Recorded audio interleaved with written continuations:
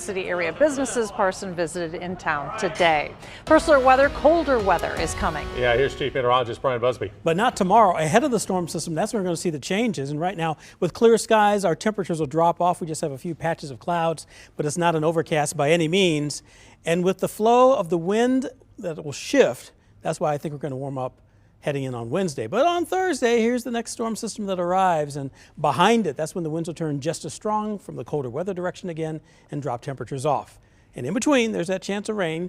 Timeline for you, giving you that first alert. Afternoon to evening hours on Thursday, about a 30% chance KC Metro and North, a better likelihood south of the Kansas City metropolitan area. You'll also see which counties will probably get the heaviest and how long it lasts on First Alert Future Scan coming up. People living in a small part of Jackson County are reaching out to KMBC 9 Investigates. People in Blue Summit started to wonder why their sewer bills are so high. Investigative reporter Matt Fleener went looking for answers. Well, Chris and Laura, this started as a tip today about high sewer bills, but really it turned into a need for a lot more conversation between residents and utilities there in this small community of about 300. My water bill is $63 and my sewer bill is $237. Tracy Rice admits she has used a lot of water, but once she started talking to others in Blue Summit, she found others who believe their sewer bills are high too. It's led them to a confusing situation on where to turn for answers. We need answers. What is going on? Part of the issue is that these are KC Water sewer lines, but they're being charged by Independence Utilities. Part of a decades-old agreement in this unincorporated area of Jackson County allowing Independence to collect on behalf of KC Water. It said there would be a cooperative agreement. That means there's supposed to be discussion. I have not seen that since I've come on since January of this year. Jackson County legislator Jalen Anderson says he'll be meeting with several people in the coming weeks to help everyone get on the same page. I think that this is a perfect situation of which the three governments are not talking to each other. Now here's the deal. KC Water and Independence Utilities say they have reached out to people with concerns. They do believe they've been charging and applying normal rates. We didn't see anything to lead us to believe otherwise today. I do think it's a good opportunity, though, for more conversation about this, as you heard the legislators say there in Blue Summit, Laura. And if you have a tip you'd like Matt to look into, go to investigates@kmbc.com. Leawood-based AMC Theaters is being sued by a former executive. Tanya Mangels was vice president of product marketing. She says she was paid between 50 and 70% less than men in similar roles. Mangels filed a discrimination complaint in May. She was fired in September. AMC says it does not comment on pending litigation. Some people on East 83rd in Raytown say their mail is being stolen every week. KMBC 9's Kelly Gibbs has more on what's being done about it. On East 83rd Street in Raytown, neighbors are on guard. We're all mad. You know, we all feel powerless. We want it different. Lisa Gerke has lived in the area for 9 years. She says recently her mailbox has been the target of thieves twice. Oh, I'm violated. I just feel horrible. I just feel powerless, angry. Residents blocks away like Cynthia Korn have experienced similar crimes. Most recently, Thursday evening was the last time that we were hit. Just days ago, a thief making away with her mail, ending up costing her family $1,000. It's just sad and disappointing that people are resorting to this to get their needs met. Now she and others are rallying the community to report suspicious activity with the hopes of identifying those responsible. It's kind of disheartening to see that, we have people in our community that would do this, because I think, especially for my neighbors and I, if you needed help and asked, I would help. In Raytown, Kelly Gibbs, KMBC 9 News. Raytown police say they're aware of what's happening. They're telling people to have their mail delivered to a more secure location, maybe at work or to a mailbox with a lock. A bipartisan group of lawmakers that includes Missouri Senator Josh Hawley wants to help you leave Facebook. The Access Act would force large social media platforms to make it easier to opt out. Critics say users often feel locked into a particular platform because switching from one social media outlet is time consuming. Kansas and Missouri have joined an antitrust probe into Facebook. The probe now includes 47 attorneys general from around the country. They're looking into whether Facebook is breaking antitrust laws by stifling competition and putting user data at risk. In a statement, Missouri Attorney General Eric Schmidt says even the biggest of the big tech companies should be held accountable, and that's what we're seeking to do. Commitment 2020 coverage now. Kansas City, Missouri's pothole problem came up during a House committee hearing on election security today. The vice chair of the U.S. Election Assistance Commission compared their operating budget of $7.95 million to the $9 million that Kansas City, Missouri dedicates to pothole repairs. It's startling to think that one city with a population of around 500,000 people invests more to protect its residents' car tires and alignment than our country invests in the only federal agency dedicated completely to improving election administration and helping more than 200 million registered voters cast their ballot. Ben Hovland is asking for more consistent federal funding, adding local election officials don't have the resources to stop a sophisticated attack. Former Kansas Governor Kathleen Sebelius is throwing her support behind Barbara Boyer for Pat Roberts' seat in the U.S. Senate. Sebelius says the state senator will be a breath of fresh air among the gridlock in Washington, D.C. Boyer was elected to the Kansas legislature from Mission Hills in 2010 as a Republican. She switched parties last year. Advanced voting for this November's general election in Kansas begins soon. In Wyandotte County, it begins Saturday. In Johnson County, it's Monday. All registered Kansas voters can vote early. Now, Missouri voters cannot unless it's an absentee ballot. A number of issues are up for vote, including mayoral and school board races. Election day is November 5th. One of the issues on the ballot in Kansas City, Missouri is question 5. Voting yes would switch Dr. Martin Luther King Jr. Boulevard back to the Paseo. The group behind the push is holding a fundraiser tomorrow night at Brewery Imperial at 19th and Oak. Operation Barbecue Relief is heading to the North Dallas area after last weekend's storms.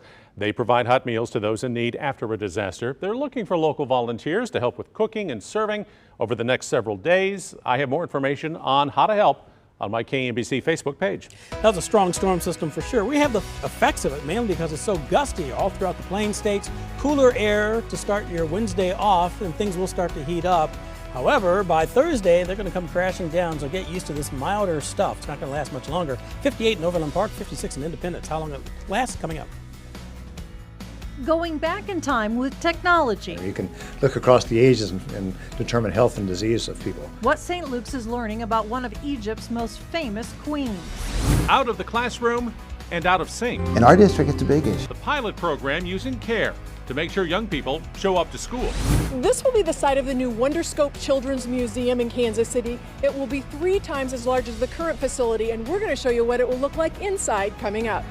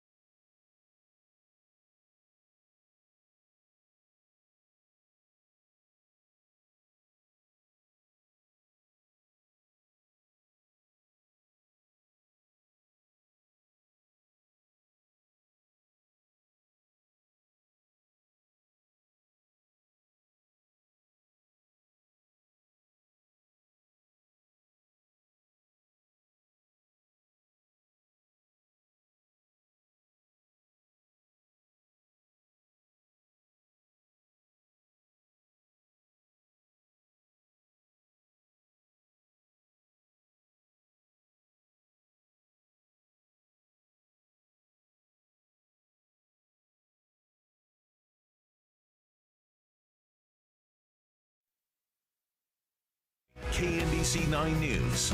Doctors at St. Luke's Hospital are taking a look back in time using new technology. They're learning more about ancient Egypt by analyzing one of the most famous queens from the time. The more than 3,000-year-old mummified remains of Queen Nefertari were put through a CT scanner today at the Plaza Hospital. Even though all that's left of Queen Nefertari are pieces of her legs, doctors are hoping to learn more about her life. Well, one of the main things we're looking for is whether there's any arterial disease in the leg. It's amazing if there's calcium in the arteries, it lays down, and 3,000 years later you can still see it with a CT scanner. You can look across the ages and determine health and disease of people. Queen Nefertari died around 1255 BC. Her remains are in Kansas City for an upcoming exhibit at the Nelson Atkins Museum that examines life and art from ancient Egypt. Isn't that wild? I know. The Kansas City's Wonderscope Children's Museum is getting a new home, and construction just got underway. Yeah, this is going to be at the west end of the Red Bridge Shopping Center. Our Kelly Eckerman is here with what this will look like when it's all said and done. Right. Now, the whole idea behind Wonderscope is learning through play, and that won't change. But the Children's Museum will triple in size, and that's not all. It's a little hard to picture yet, but moving all this dirt next to Red Bridge Shopping Center will eventually make way for this. A year from now, it will be home to a 30,000 square foot museum filled with hands-on learning exhibits. It's really exciting for us as we've watched the development of the plans and now actually starting construction. It's going to be fabulous. It really is going to be a world-class museum. Just like the current Wonderscope, the exhibits involve learning through play for children aged 10 and under, focusing on science, technology, engineering, arts, and math. This drawing shows one of 10 exhibits planned for the new museum. In addition to more space and more exhibits, there's a half-acre of land for outdoor learning as well, including a large treehouse. It's going to be fully accessible for all children, so whether they're walking or in wheelchairs or in strollers or in walkers, they're going to be able to access it. And there'll be all sorts of play and sensory options within that treehouse as well. The current museum sees more than 80,000 visitors a year, including a lot of school field trips. The new Wonderscope expects to attract a lot more visitors when it opens next fall.